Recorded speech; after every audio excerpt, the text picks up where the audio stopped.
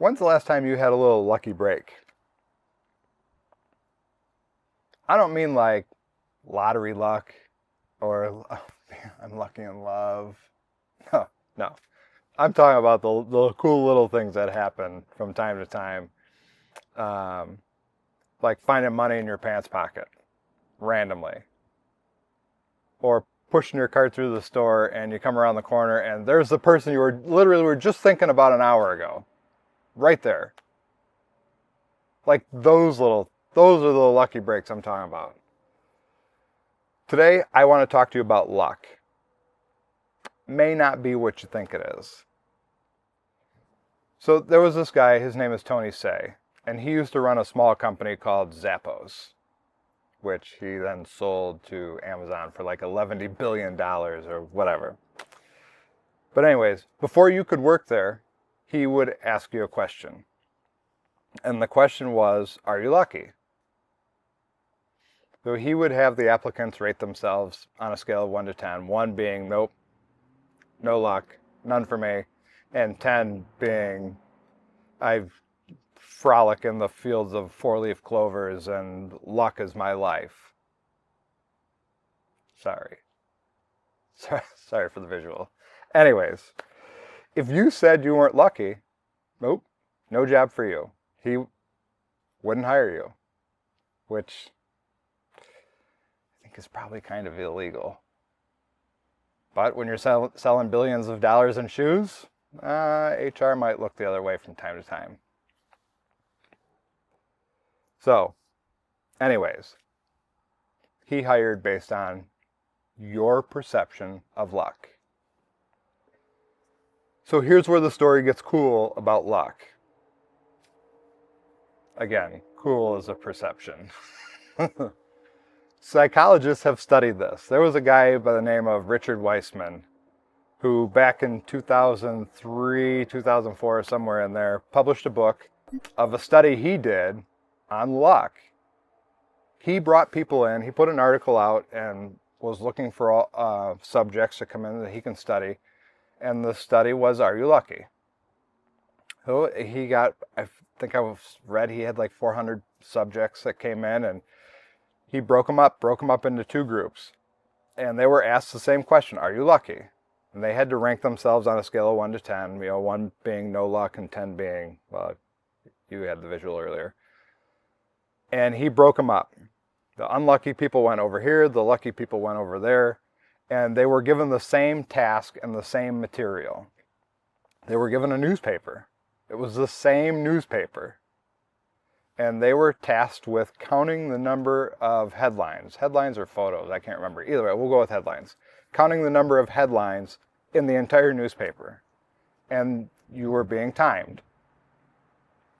So what they found, based on what the subjects were told, is that the unlucky group over here was able to successfully count the number of headlines in this 30-some page newspaper in 2 minutes. Whereas the lucky side were able to do it in seconds. Mere seconds. So when the whole thing was said and done, it turns out that on page 2 of this newspaper, there was a little piece of text in there that was in bold that said, if you're reading this, make note of the page number and tell the person you checked in with that you read this on this page and the experiment's over. The other thing that wasn't known was further on in the newspaper was another one. And it was even more bold than the first one that said, if you're reading this, take this to the person that you checked in with, let them know you saw it on this page, and receive your free $250 bonus.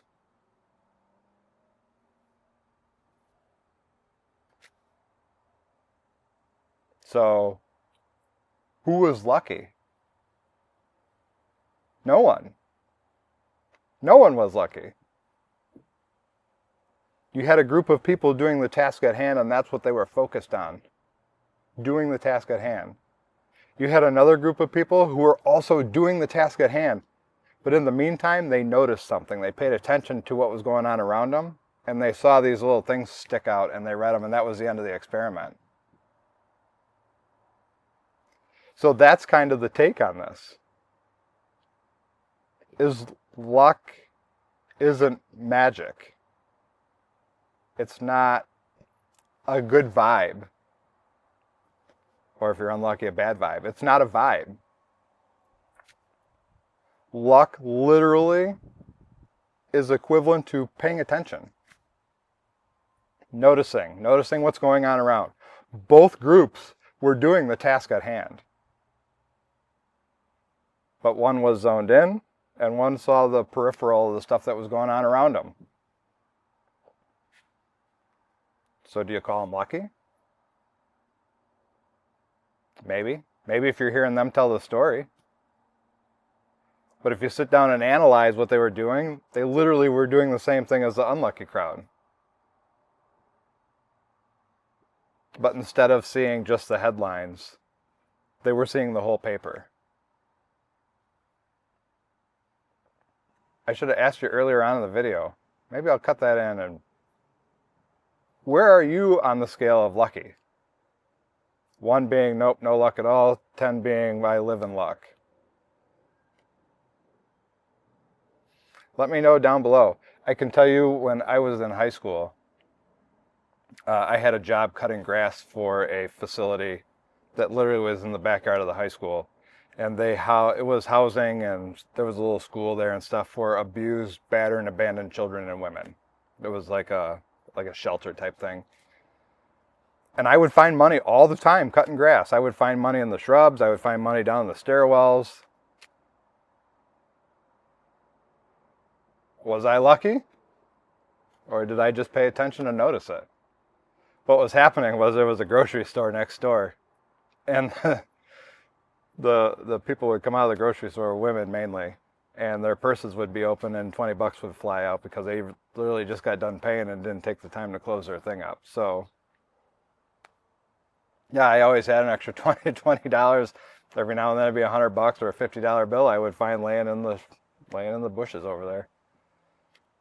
And it felt lucky at the time. But now that I know this, was it lucky? Or was I just paying attention? It's kind of an interesting thought. So here's your challenge. Pay attention. Just for this week, pay attention and see if anything changes.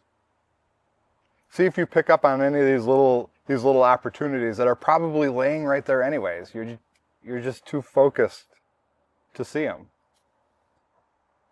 And let me know down below if this makes a difference, or if you agree or disagree.